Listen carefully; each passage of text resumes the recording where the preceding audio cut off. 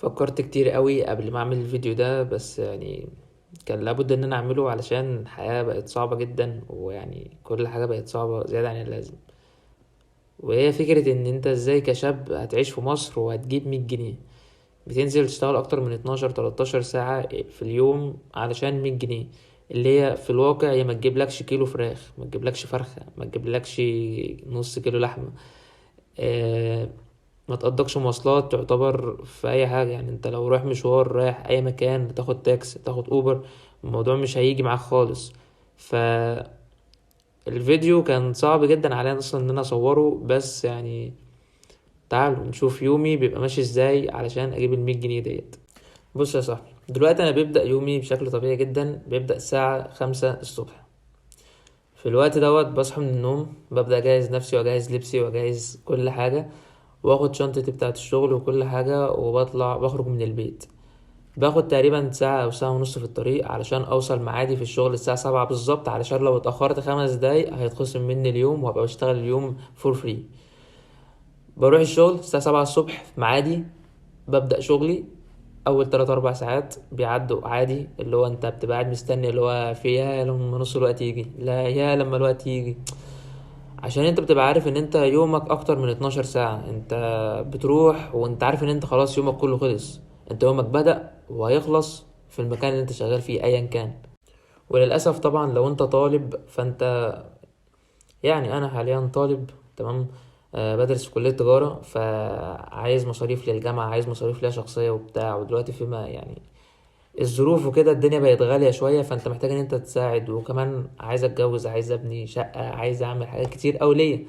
فهتعملها ازاي بقى؟ فبنزل اشتغل الشغل دوت 12 13 ساعة في اليوم. بتنزل تشتغل ساعة بتجيب ساعة في الشغل. آه ما ينفعش المدير بتاعك يشوفك قاعد ايا كان انت في ايه، لازم تفضل واقف على رجلك طول الشيفت بتاعك كامل. او لو انت شغال عامل، ما ينفعش ان انت تتعطل دقيقة، انت طول الوقت عمال بتشتغل وبتنتج، عشان مثلا الصنايعي اللي معاك ما يتكلمش، عشان الشغل، عشان المدير، عشان. فالموضوع تقيل قوي وصعب. المهم، يومك بدأ مثلا الساعة 6 الصبح، روحت بيتك الساعة 8 بالليل. جميل جدا. فانت محتاج ان انت تنام تقريبا على الساعة 10 11 بالليل علشان جسمك ياخد كفايته من الراحة. فانت قدامك تقريبا ساعتين يعني انت تقضيهم مع اهلك. يعني الساعتين دول هتقضيهم مع اهلك، ولا هتتعلم حاجة جديدة، ولا هتذاكر لجامعتك، ولا هتشوف كورسات علشان ما تفضلش على الحال اللي انت فيه ده وتبدأ تغير من نفسك. مش هتعمل اي حاجة منهم. انت لازم مش تعمل اي حاجة منهم خالص. يعني زيادة عن انك هتروح البيت هتقعد تاكل لقمة وتنام، مفيش تاني. وده اللي بيحصل معايا بشكل يومي كل يوم. فدلوقتي عشان انزل اشتغل فانت بتتعطل في الدراسة. طيب، هتقعد من الشغل، مش هتلاقي فلوس للدراسة وان انت تخرج وان انت تصرف على نفسك والكلام ده كله.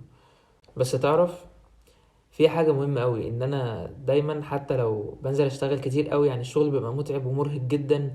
وان يعني لو انت خلصت يوم شغل صعب زي دوت وقعدت ساعتين او ساعة او حتى لو 10 دقايق ذاكرت فيهم، فبحس بفخر كبير قوي بيني وبين نفسي ان انا ما عملتش زي ناس كتير قوي بتستسلم وبتقعد في البيت.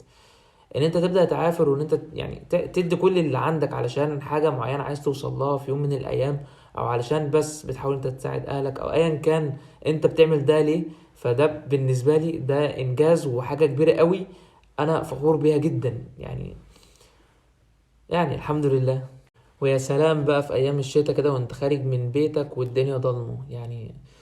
انا يعني في الشتاء وكده بخرج من بيتي تقريبا الساعة بتبقى 6 الا ربع او 5 ونص صباحا، فبيبقى الدنيا كلها ضلمة. بفضل ماشي مسافة كبيرة جدا لحد ما اوصل للمواصلات، وبعد كده اركب. الدنيا بتبدأ تنور كده لما بوصل محطة المترو، يعني زي ما هيبان لكم، يعني هيظهر لكم حالا يعني في الشاشة. طبعا شكل الجو الصبح بدري الساعة 5 صباحا، وده أنا عادي يعني. وده اللي بسمعه في الهاند فري عشان اللي بيسأل. وده الشارع، برضو الجو بدري. وده لما وصلت محطة المترو. وهنا بقى كنت لسه واصل حالا ولسه طالع من محطة المترو على طول.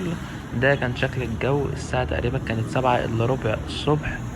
واسيبكم مع المنظر ده.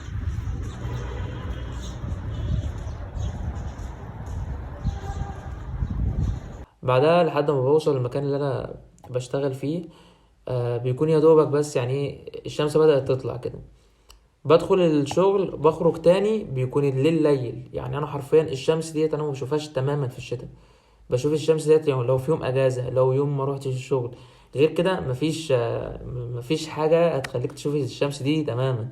يعني الا بقى لو انت عرفت مثلا تخرج كده ساعة ولا حاجة، ولا رايح مشوار حاجة، مش عارف بصراحة. يعني ممكن اشوف الشمس امتى طبعا باين جدا على وشي التعب بتاع اليوم، وهنا المترو تاني اما خلصت شغل.